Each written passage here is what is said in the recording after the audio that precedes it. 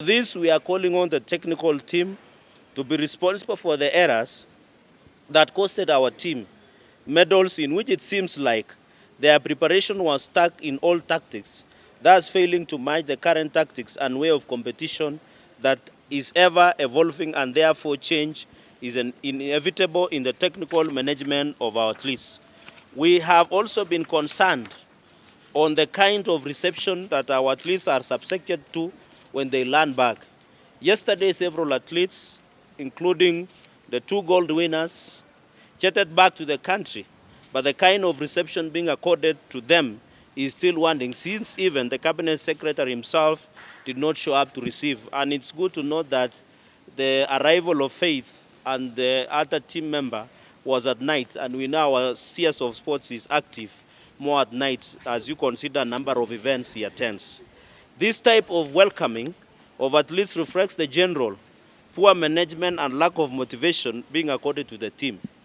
I therefore wish to call upon the Ministry of Sports, Athletics Kenya, and National Olympics Committee to explain the following to Kenyans. 1, what really happened to our team management and if there were any prior arrangements for athletes' receptions in Nairobi. Number 2, expound, and I saw Nok trying to explain some things a few weeks ago. Number 2, expound on the reward scheme system and stipends given to winners for various categories. For example, in Uganda, you can see President Yoweri Kaguta Museveni and Uganda government is giving at least a house, a car, and if you are not married, you are either given a wife or a husband. Why has the ministry reviewed the daily allowance from the previously agreed USD $300 to $60 per day?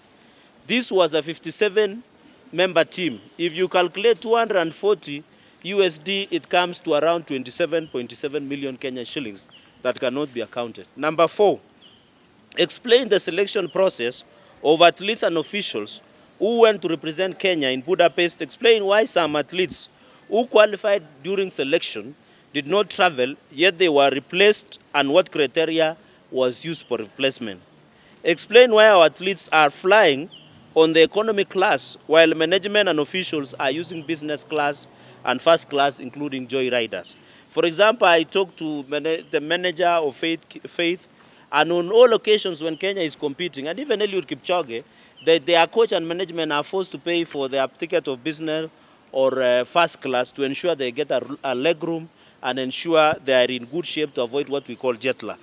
Number 4, provide the full details of contracts signed between the Ministry of Sports, Athletics Kenya, and Nike.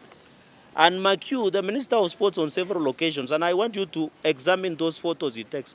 He normally wears shoes of Adidas, yet we have a contract of Nike, and the contract between Athletics Kenya and Olympic Committee of Kenya. Number 4, expound on the training kits and grants donated by various international partners to Athletics Kenya and how it was distributed to various training levels in Kenya and the teams traveling for various competitions. And I want to urge DCI to visit some of the homes of these senior athletics officials and ministry officials. They have stuck a lot of donated kits in their homes.